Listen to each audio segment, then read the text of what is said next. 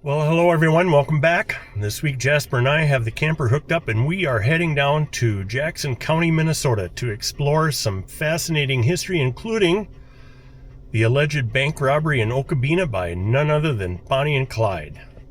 Jasper's going to be sporting his FBI fedora and we're going to go figure that out. Welcome along for the ride.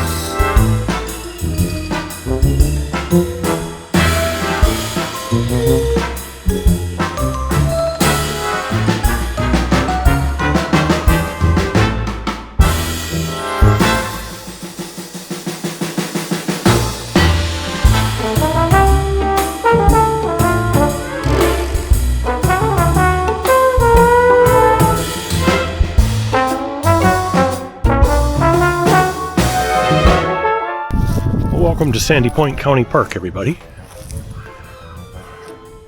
The park is located in Jackson County, Minnesota. It consists of about 24 acres, residing along South Heron Lake.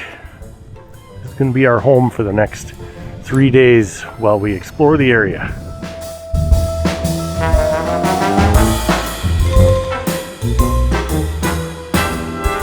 This 24-acre park, located in rich farm country, is on the west shore of South Heron Lake. Heron Lake is a very unique body of water, totaling over 8,000 acres, which provides one of the best waterfowl production areas in the state, as well as many recreational opportunities. The park provides an excellent area to observe shorebirds, white pelicans, Canadian geese, and many other species of waterfowl. To enhance the attractiveness of the park to birds and waterfowl, over 2,000 food-producing trees and shrubs have been planted by the county, and a wildlife pond is on the west end of the park. An observation tower was constructed to increase the quality of waterfowl observation. This park can be used for field sports and for volleyball. Facilities include shelter house with a fireplace and electricity, water supply, picnic tables, grills, playground equipment, restroom, an improved restroom with showers, by the way, a boat ramp, dock, volleyball stands, and 12 campsites offering electricity, water on all of them, and a few of them have full hookups with sewer as well. We are going to take this evening to settle in, set up camp, and enjoy the evening. Tomorrow, we will send out the crime investigative team of Buddy and Jasper to figure out the Okabena Bank robbery mystery.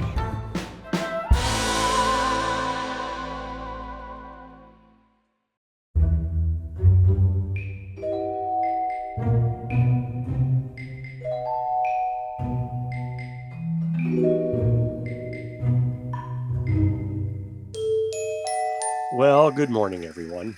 With our command post for our crime investigative team set up on the shores of South Heron Lake, we're going to start our exploration of some pretty interesting local history. This story is going to take us about 4 miles west to the city streets of Okabena, Minnesota. Okabena, by the way, is a Dakota Sioux word meaning the nesting place of herons. Okabena was founded in 1879 after the railroad had been extended to the area. The post office in Okabena has been in operation since 1880. One of the historic buildings still standing in Okabena is the Creamery. The Creamery was established in 1898, and this specific building being built in 1930 following a fire that destroyed the original Creamery. This Creamery was in operation on the early morning of May 19th of 1933 when the First State Bank of Okabena was robbed at gunpoint. To help us understand the many things that caused a rash of bank robberies in Minnesota at the time, one must realize that in 1933, Minnesota, like the rest of our country, was deep into the Great Depression. Lack of work, lack of money, and a few desperate people turned to less than legal ways of obtaining funds. In fact, in 1933 alone, there were 32 banks robbed in Minnesota. About 1 a.m. in the morning, two men broke into the bank through a rear window and waited for employees to arrive at 8 a.m.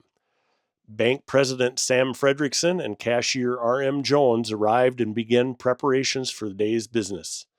At some point, the pair of robbers revealed themselves to Fredrickson and Jones and ordered them into the vault. One of the males loaded money into a container while the other watched for customers. They ended up herding a total of 8 into the vault along with the two bank employees. The two males escaped the bank with $2,500 with the aid of 1 or 2 female accomplices. The females, one noted as having bright red hair, drove up to the back of the bank and honked the horn of the car, signaling the two males to come out of the back door.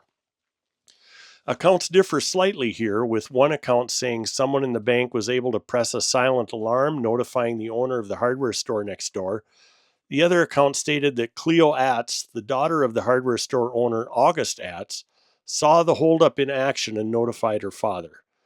Whatever the case, Mr. Atz took a loaded gun and stepped out his back door and fired on the escaping robbers from behind a wooden tool shed. The robbers fired back with what was likely Browning automatic rifles. The tool shed was ripped apart, but Mr. Atz was not hurt. The robbers ended up driving around town, firing a machine gun at people and buildings. Reports said school children on their way to school had to allegedly duck gunfire behind trees and buildings. Back in those days, the FBI didn't investigate bank robberies. The Bureau of Criminal Apprehension and the Jackson County Sheriff would have been in charge of the investigation of the robbery at Okabena. The team of investigators was very eager to solve the crime and answer for the recent rash of robberies. They decided to pin the case on Tony, Mildred, and Floyd Strain. These folks were 3 petty criminals who were suspected in a number of other local bank heists. After 2 very quick trials, Tony, Floyd, and Mildred were convicted by Jackson County juries and were all sentenced to lengthy prison terms. Just FYI, Mildred did have red hair, but so did Bonnie Parker. In fact, Bonnie Parker was known to color her hair quite red. Mildred insisted she was framed right up to the day when she was released from Shakopee Women's Prison in 1942. Tony and Floyd also maintained their innocence of the Okabena robbery up until their deaths. Tony and Floyd were released from Stillwater Prison in 1946. Tony died in 1970, Floyd in 1994, and Mildred passed away in 1974. There is some evidence that the trial was rushed and some information withheld from the jury in order to get a quick conviction and bring the case against the Strain team to an end. Years later, and following the death of Bonnie and Clyde, a book written by Bonnie's mother and Clyde's sister claimed that Bonnie and Clyde robbed the bank in Okabena. The town of Okabena now recognizes the real robbers as Bonnie and Clyde and reenacts the bank heist every year as part of their 4th of July festival. To learn more about this history, I encourage you to search for a book called A Bank Robbery Revisited that can be found on the Minnesota Historical Society's website. Another book called Running with Bonnie and Clyde also attributes the crime to Bonnie and Clyde and their gang. Well, thank you very much for coming along with us on our travels this weekend. I hope you enjoyed our little snippet of history about southern Minnesota down by Okabena, Minnesota. Until next time, please press the like button if you did and subscribe to the channel if you choose. We'll see you next time. Thanks.